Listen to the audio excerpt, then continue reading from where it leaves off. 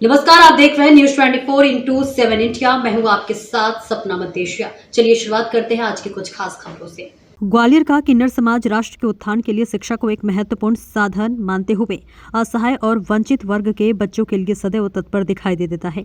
आज इसी कड़ी में राजनायक और उनकी पूरी टीम ने सिकंदर कंपू पर संचालित सेवार्थ पाठशाला पर 50 बच्चों को शैक्षणिक सामग्री तथा फल का वितरण किया। समाज प्रत्येक घटक इस शैक्षणिक यज्ञ में अपनी आहुतियां देने के लिए तैयार है। राष्ट्र और समाज इस अप्रतिम साधन के माध्यम से विकास की दौड़ में सदैव अग्रणी रहेगा। जीवन के विभिन्न घटकों में शिक्षा एक ऐसा घटक है जिसके समृद्ध और सशक्त होने पर राष्ट्रीय घटक नैसर्गिक रूप से शक्तिशाली हो जाते हैं। उल्लेखनीय है कि सेवार्थ जन कल्याण समिति ग्वालियर चंबल संभाग एवं उत्तर प्रदेश में झांसी में कुल 17 स्थान पर समाज अंतिम पंक्ति में खड़े परिवारों के बच्चों को शिक्षा की मुख्य धारा में लाने के लिए सदैव कटिबद्ध रही है और रहेगी। राजनायक जी ने कहा कि गरीब बच्चों के साथ हमेशा मदद करूंगी।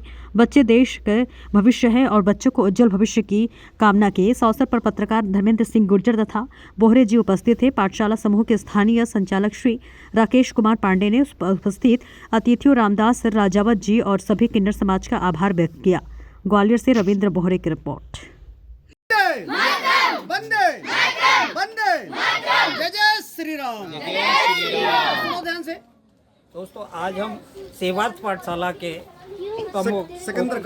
सिकंदर कंपू पर ओपी दीक्षित साहब पांडे साहब के उसमें वो जो बच्चों को पढ़ा रहे हैं वहाँ आए हुए हैं और हमारे किन्नर समाज से गुरु जो हैं राजनायक जी ने आज बच्चों को कॉपी पेंसिल और पास होने पर आए हैं तो उनको बांटे हैं और आगे के लिए ये कहा है कि आगे हम इन बच्चों की आर्थिक स्थिति से ऐसे ही मदद करते रहेंगे और चाहेंगे कि ये गरीब बच्चे किसी भी तरीके से उत्थान और समाज की उस लाइन में आ सकें जहां आपकी बात कराते हैं राजनायक गुरु जी से।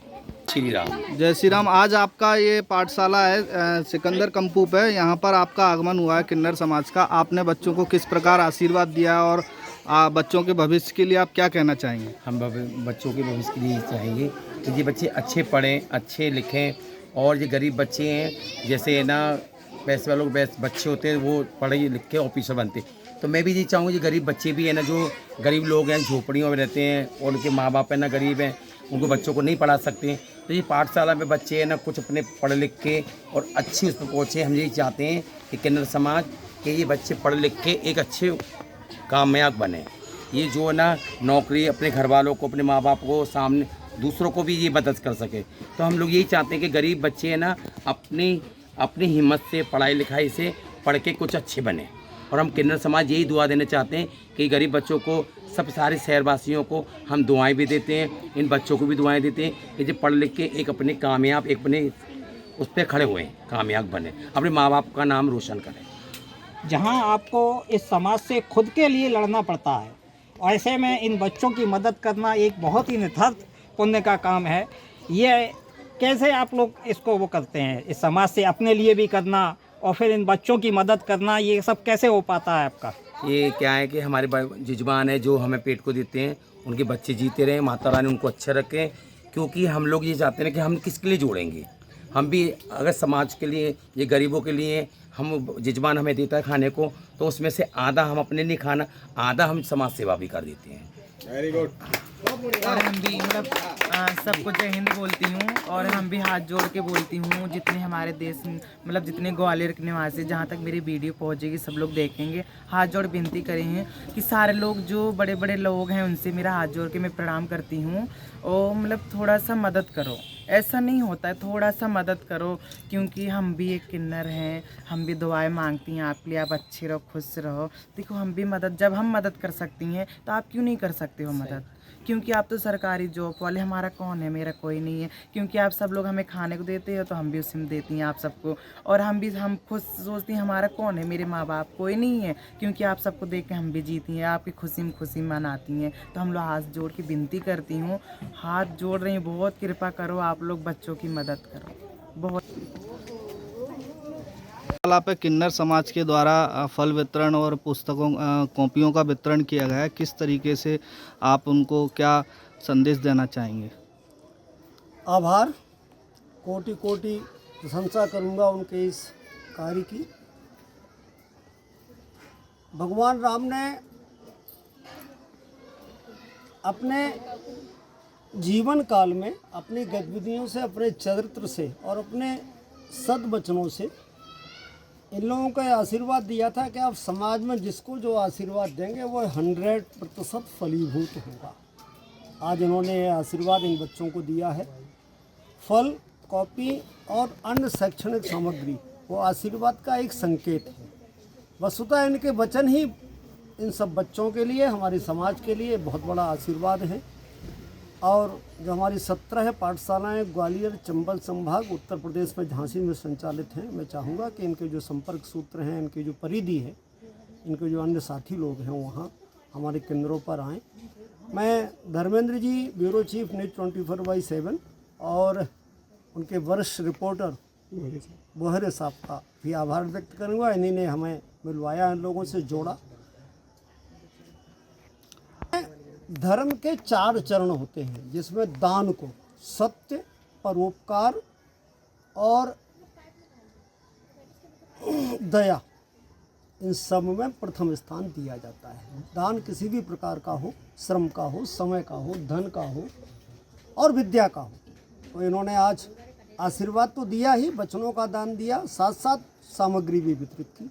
मैं आह्वान करूंगा समाज का, इनके द्वारा किए गए इस कार्य से शिक्षा लें और हम सभी का फर्ज है, हमें जो मिला है वह राष्ट्र का है।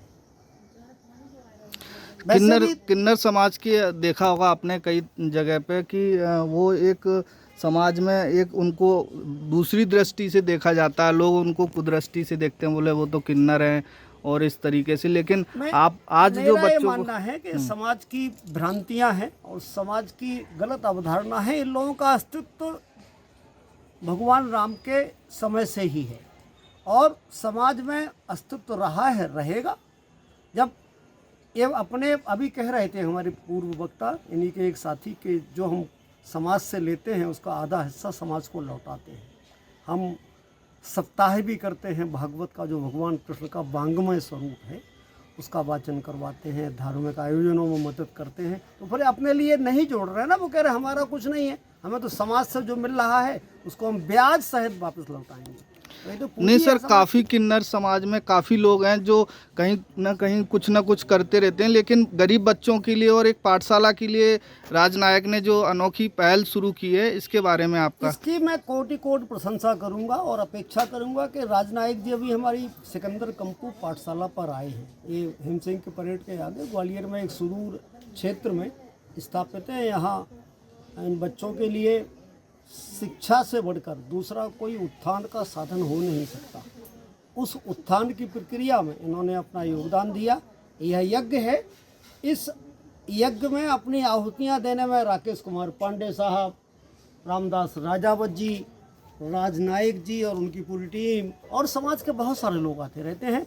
इदम राष्ट्रम, ये राष्ट्र का है और यह गुण साधन ते नहीं हुई। तुलसी कहते हैं मानस में, राम जी की जब उन्होंने चरित्र लिखा है, यह गुण साधन ते नहीं हुई, प्रभु की कृपा पाव कोई कोई। ये भगवान की कृपा से किसी किसी को मिलता है। राज जी को ये भगवान ने दिया कि बांटने आ गए, राजावत जी को भगवान ने दिल दिया, उन्होंने अपना परिसर दे दिया हमें। बहुत सारे लोग हैं। ये राकेश कुमार पांडे साहब हैं, 67 ईयर के हो गए, खड़े मेरे बगल में, साइकिल लेकर के और घर से निकलते हैं, 8 किलोमीटर पैदल साइकिल चलाते हैं, जाते में साइकिल चलाते हैं। क्या अकेले ये रिटायर्ड हुए? मैं शिक्षा विभाग में डाइट में था। ग्वालियर में लगभग 10-20 हज़ार लोग शिक्षक हैं। कितने लोग पढ़ाना चाहते हैं, कितने लोग ऐसी मदद कर रहे हैं। तो हम अपने परिवार से उठ करके सोचें, वसुधैव कुटुम्बकम, पूरा समाज अपना है।